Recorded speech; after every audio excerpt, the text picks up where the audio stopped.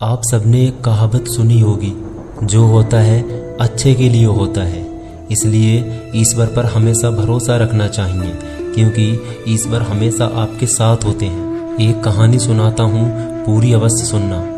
एक समय की बात है, एक छोटे से गांव में एक वृद्ध किसान अपने इकलौते पुत्र के साथ रहता था। उनके स्वामित्व में एक छोटा सा खेत का टुकड़ा, एक गाय और एक घोड़ा था। एक दिन उसका घोड़ा कहीं भाग गया।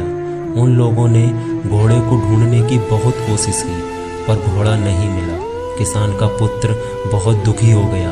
वृद्ध किसान के पड़ोसी भी मिलने आए। गांव वालों ने किसान को सांत्वना देने के लिए कहा, ईश्वर आपके प्रति बहुत कठोर है, यह आपके साथ बहुत बुरा हुआ। किसान ने शांत भाव से उत्तर दिया, यह निश्चित रूप से ईश्वरीय कृपा है। 2 दिनों बाद घोड़ा वापस आ गया, लेकिन अकेला नहीं। 4 अच्छे शक्तिशाली जंगली घोड़े भी उसके पीछे पीछे आए। इस तरह से उस वृद्ध किसान के पास 5 घोड़े हो गए। लोगों ने कहा, बहुत खूब, तुम तो बहुत भाग्यशाली हो। बहुत ही समभाव से कृतज्ञ होते हुए किसान ने कहा, निश्चित रूप से यह भी ईश्वरीय कृपा है। उसका पुत्र बहुत उत्साहित हुआ। दूसरे ही दिन उसने एक जंगली घोड़े को जांचने के लिए उसकी सवारी की, किंतु घोड़े से वो गिर गया और उसका पैर टूट गया। पड़ोसियों ने अपनी बुद्धिमत्ता दिखाते हुए कहा, ये घोड़े अच्छे नहीं हैं, वो आपके लिए दुर्भाग्य लाए हैं। आखिरकार आपके पुत्र का पांव टूट गया। किसान ने उत्तर दिया, यह भी उनकी कृपा है। कुछ दिनों बाद राजा के अधिकारी गांव में आवश्यक सेना हेतु युवकों की भर्ती करने के लिए आए। वे गांव के सारे नवयुवकों को ले गए, लेकिन टूटे पैर के कारण किसान के पुत्र को छोड़ दिया।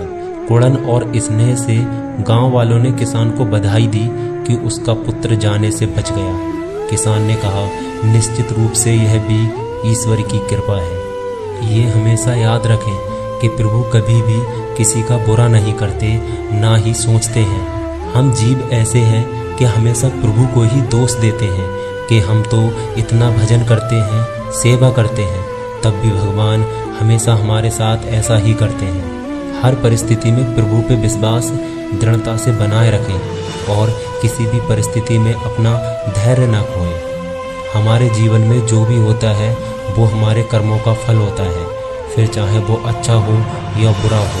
इसलिए अच्छे कर्म कीजिए, आपको फल भी अच्छा ही मिलेगा और मन प्रसन्न होकर बोलेगा, राधे राधे।